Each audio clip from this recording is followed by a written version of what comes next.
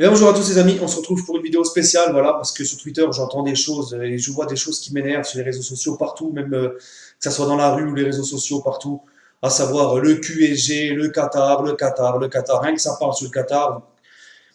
Tout ce qui n'est pas supporter du PSG, rien que ça parle, le Qatar, le machin, enfin que des rageux. Bref, je voulais faire une petite vidéo, une petite intervention pour juste rappeler à l'ordre ces gens-là qui font que de cracher et de parler sur le Qatar au lieu de regarder leur propre club. Premièrement, comme je l'ai dit la dernière fois dans ma vidéo sur ma réponse à Jean-Michel Aulas, qui est le champion dans le domaine, euh, j'avais dit quoi? Les bienfaits que le Qatar a ramenés à la Ligue 1. Le Qatar a permis à la Ligue 1 d'avoir des Ibrahimovic, des Beckham, des Thiago Silva, des Neymar, Daniel Alves en Ligue 1, des Luis Gustavo avec Marseille, puisque après ça s'est expandu. Ça a permis à la Ligue 1 qui était, mais avant le Qatar en 2011, la Ligue 1 c'était dans un état pitoyable, la Ligue 1. Ça a permis de voir le Russe à Monaco, ça a permis de voir les Chinois à Nice, Dante à Nice, Balotelli à Nice, voir l'Américain débarquer à Marseille et ramener Luis Gustavo et nous faire des bons matchs en Ligue 1. J'ai vu récemment Marseille-Monaco, c'était un très bon match avec une bonne intensité, des buts, des occasions. Voilà, on se fait beaucoup moins chier. Et on a vu quoi l'année dernière, à Monaco qui va en demi-finale de la Ligue des Champions et un PSG qui, malgré qu'il n'a pas encore passé l'écart, avec des belles affiches en quart de finale, on se rappelle notamment des deux matchs face au Barça, les retours, on est invaincu. Voilà, on a vu des matchs, les matchs du PSG quand ils vont se qualifier à Chelsea, etc. Voilà, des matchs qui nous ont régalé en Ligue des Champions. Donc ça a permis un peu aux Français de kiffer un peu plus les parcours des clubs français en Ligue des Champions. Ça a permis à la Ligue 1 de s'ouvrir aux autres actionnaires, le russe, le chinois, les chinois, les russes, tout ça. Donc tout ça, ça a été, le Qatar a permis donc à la Ligue 1 de s'expandre, de s'ouvrir aux actionnaires de l'étranger, ce qui était chose rare avant. Voilà, il y a eu le Qatar, ensuite il y a eu quoi? Il y a eu les Niçois, il y a eu le Russe à Monaco, ensuite il y a eu les Niçois, voilà, ça a motivé et ça a permis aussi, tout ça grâce à quoi? À l'expansion de la Ligue 1 par les droits télé.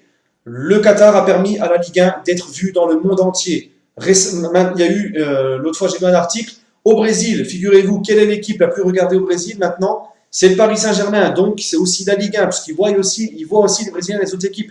Tout ça parce que quoi? Il y a Neymar, et Neymar, on le sait, c'est l'idole des Brésiliens, quoi. C'est vraiment le mec, voilà.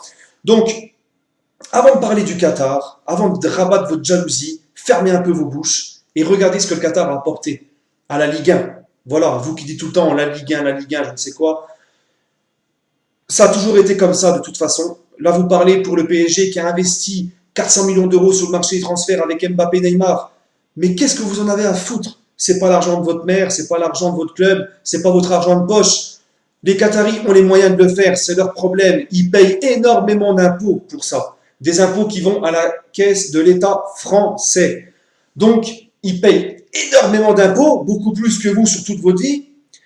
Donc, il est où le problème? Pourquoi vous ragez comme ça? Il est où le problème? Les mecs, oui, ils dépensent, mais à côté, vous avez vu les impôts qu'ils payent pour la France? C'est pas tout ça, c'est pas gratuit. Et venez pas me raconter qu'ils payent pas d'impôts, des conneries comme ça. Déjà, ramenez vos preuves. Donc, voilà. Ça a permis aussi donc à la Ligue 1 de s'expandre au niveau des droits télé. Qui c'est qui est gagnant dans tout ça? Parce que les droits télé, ça se revend dans le monde entier. Les clubs ont des primes versées à cause des droits télé. Certes, les clubs les moins diffusés en Ligue 1, les petits clubs, touchent quand même quelque chose de droits télé, mais beaucoup moins que les gros, les Lyonnais, les Marseillais, etc. Mais c'est qui ouvre le plus sa bouche sur le Qatar? C'est les Lyonnais, c'est les Marseillais, par exemple.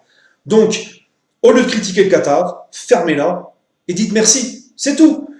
Vous êtes jaloux parce que le PSG, vous dites ah, le PSG c'est facile, hein, avec l'argent qu'ils ont, c'est facile à gagner le championnat, etc. Mais je suis désolé, ça a toujours été la loi du football. Le club le plus riche, il gagne, c'est tout. Le Real, le Barça en Espagne, les deux clubs les plus riches d'Espagne. La Juventus, club le plus riche en Italie. Bon, maintenant, il y a les Milanais, là. Les Milanais, ils ont fait une équipe à 300 millions. Ça n'a pas pris la mayonnaise. Mais la Juventus, club le plus riche d'Italie. En Angleterre, les Manchester City, les Manchester United, les Chelsea, c'est toujours eux qui gagnent le championnat. C'est les clubs les plus riches. En Allemagne, qui c'est le club le plus riche? Le Bayern, c'est qui gagne tout le temps la Bundesliga? Oh bah tiens, le Bayern. Mais c'est exactement pareil le PSG. À l'époque du Grand Lyon, dans les années 2000, quand Lyon a gagné ses 7 titres, qui était le plus riche de France? L'Olympique Lyonnais.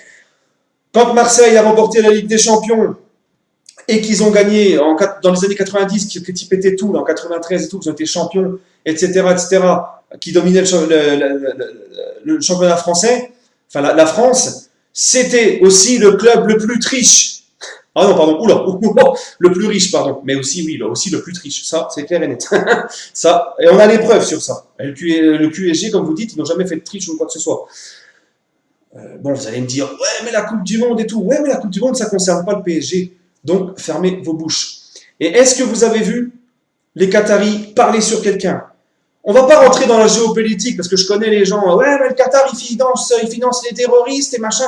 On parle pas de géopolitique, là. Moi, je vous parle seulement foot. Parce que je les connais, les bins sur Twitter, là. Tu leur fais une conversation sur le Qatar avec le PSG, hop, les mecs, ils parlent de la Syrie et de Daesh. Mais qu'est-ce qu'on en a à foutre de ces gens-là, nous? Nous, on parle foot. Voilà, c'est tout. Donc arrêtez de faire les géopoliticiens et restez à votre place. Nous, on n'a pas le niveau pour commenter un système géopolitique et parler de géopolitique et tout ça. On s'en bat les steaks. Vous allez aux États-Unis, par exemple. Vous croyez que les États-Unis sont tout roses aussi, géopolitiquement? Non. Les Russes, avec Monaco, les Russes, vous croyez qu'ils sont tout roses? Non, non plus. Donc on ne va pas rentrer dans la politique. Là, on rentre juste dans le domaine du foot. Les Qataris, est-ce qu'ils parlent sur les gens? Ils ne parlent pas. Al-Relafi, est-ce que vous l'avez déjà vu parler sur quelqu'un méchamment, gratuitement, comme le fait l'autre vieux, là, l'autre vieux schnock de Jean-Michel Aulas, en direct sur l'équipe, qui se fout de la gueule de tout le monde? Non plus. Nasser Al-Relafi, il a la classe, il se moque de personne, il parle sur personne. Voilà. Ils font leur petit bonhomme de chemin, ils font ce qu'ils ont à faire avec leur argent, avec des millions, des milliards, tout ce que vous voulez, mais en contrepartie, ils payent des impôts et ça rapporte beaucoup de bien à la Ligue 1, tout ce qu'ils font. Donc, une bonne fois pour toutes, arrêtez de parler. On sait très bien que c'est que de la rage, vous êtes des gros rageux, parce que vos clubs ne sont plus champions, etc. Donc, juste une chose, arrêtez avec votre QSG, vous êtes ridicules, et laissez le PSG faire, etc. Sur ce, je vous souhaite une très bonne journée et on se retrouvera pour le débrief de Paris Saint-Germain, de Lille Paris Saint-Germain. Voilà.